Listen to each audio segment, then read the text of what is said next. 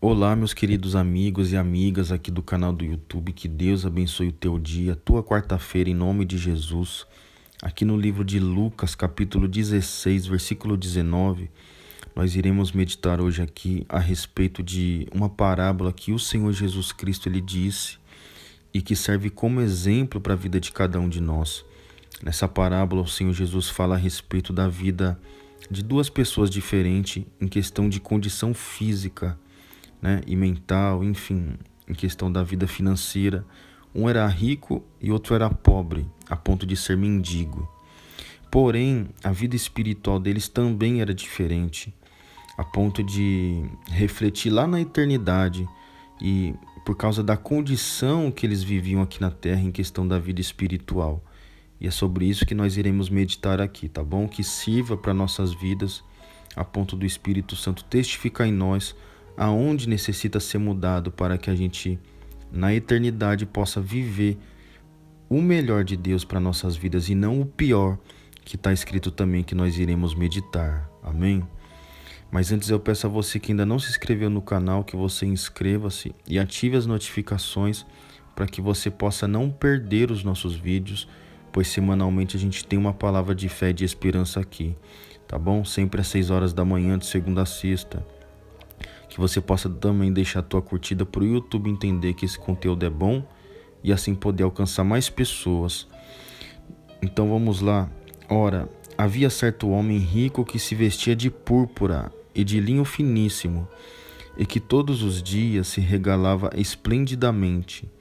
Havia também certo mendigo chamado Lázaro, coberto de chagas, que jazia à porta daquele e desejava alimentar-se das migalhas que caíam da sua mesa, e até os cães vinham lamber-lhe as úlceras. Aconteceu morrer o mendigo e ser levado pelos anjos para o seio de Abraão. Morreu também o rico e foi sepultado. No inferno, estando em tormentos, levantou os olhos e viu ao longe a Abraão e Lázaro no seu seio. Então, clamando, disse: Pai Abraão, tem misericórdia de mim, e manda Lázaro que molhe em água a ponta do dedo e me refresque a língua, porque estou atormentado nesta chama. Disse, porém, Abraão: Filho, lembra-te que recebeste os teus bens em tua vida, e Lázaro igualmente os males. Agora, porém, aqui ele está consolado e tu em tormentos. E além de tudo, está posto um grande abismo entre nós e vós, de sorte que os que querem passar daqui para vós outros não podem, e nem os de lá passar para nós.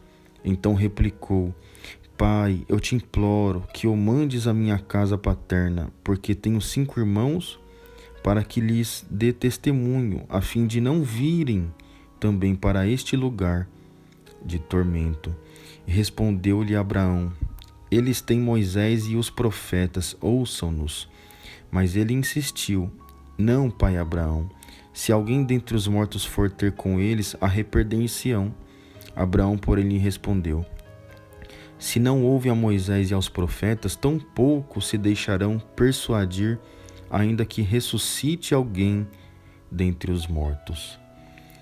Ou seja, essa palavra aqui ela é tão clara que quando uma pessoa ela chega ao ponto de negar a fé, negar a obediência que o Senhor Jesus Cristo ele fala na sua palavra, olha, não faz isso, não faz aquilo, obedece eu, faz isso, faz aquilo, como um pai que quer que o filho lhe obedeça. Você que é pai, você que é mãe, você sabe disso.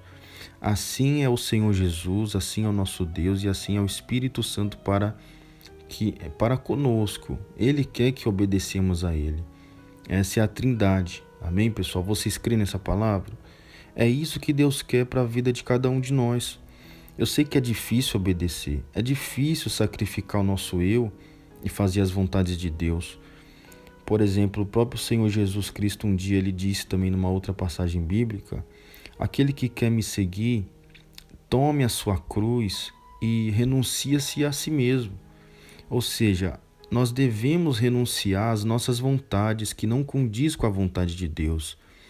Por exemplo, se Deus na palavra dele fala a respeito de casamento, que ele odeia o divórcio, então não se divorcie, procure estar bem pelo resto da tua vida com teu cônjuge. Embora você sabe, existem exceções para você se divorciar, como por exemplo o fato de você ter sido traída, tá entendendo?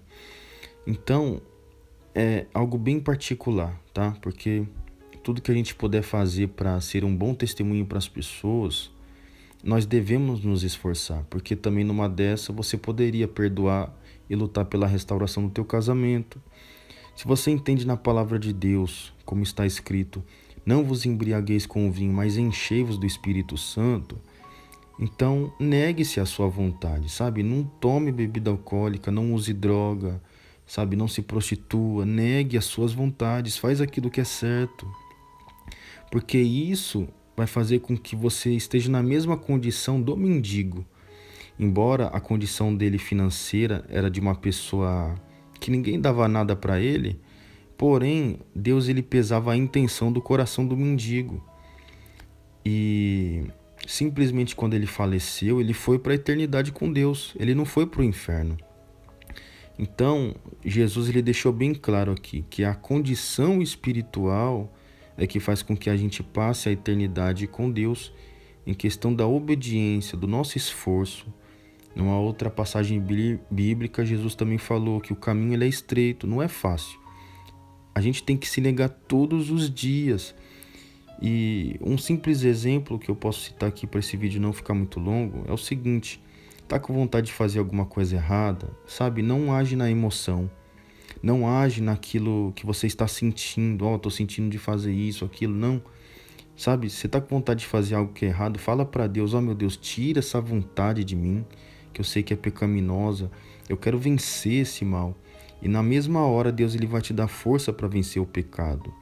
Tem uma outra passagem bíblica que fala que Deus ele não dá provação maior que a gente não possa suportar. Ou seja, a gente pode vencer as tentações no meio dessa provação, porque é Ele que nos dá essa força através do Espírito Santo dele.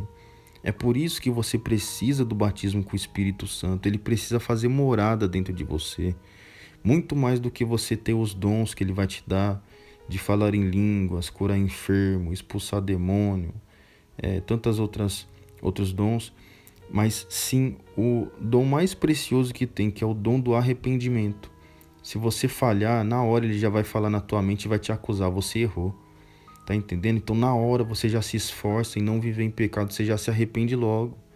Entendeu? Essa é a vida do cristão verdadeiro que tem o Espírito Santo dentro dele. Ele não vai vivendo como alguém que, sabe, está vivendo em pecado como se fosse tudo normal. Entendeu? Não é assim, meus irmãos. Então creia nessa palavra. Se você quer ser salvo de verdade, faz o exemplo do mendigo. Não estou falando a respeito da vida financeira, porque a Bíblia diz que se a gente se esforçar no sentido da obediência, e é claro, a gente tem o nosso lado também físico, mental, de fazer o que tem de ser feito, então a gente vai ter aquilo que a gente almeja aqui na terra. Porém, muito mais vale a condição espiritual. Em questão do rico, você vê que ele se esforçou para ser uma pessoa que tem muitos bens materiais. Porém, ele não ligou para a condição espiritual dele. Ou seja, como numa outra passagem bíblica, também o Senhor Jesus Cristo disse: do que adianta o homem ganhar o mundo inteiro se perder a sua alma? Então, meus irmãos, fique atento com essa mensagem, guarda no teu coração, sabe? Você entendeu através dessa passagem bíblica que o inferno ele é real, assim como a eternidade com Deus ela é real. A Bíblia diz que num futuro, quando estivermos no céu, no descanso com Deus, nós descemos futuramente para Nova Jerusalém, onde a passagem bíblica fala que Deus criará novos céus e nova terra. Então tenha um entendimento. É difícil? É muito difícil entrar no reino de Deus, mas não é impossível. É impossível somente para aquela pessoa que blasfemou contra o Espírito Santo, que é o único pecado que não tem perdão, que é o que a pessoa rejeitar o Espírito Santo está falando com ela não quer saber do Espírito Santo. ela tem ódio do Espírito Santo, ela fala mal do Espírito Santo. Para essa pessoa não tem mais jeito.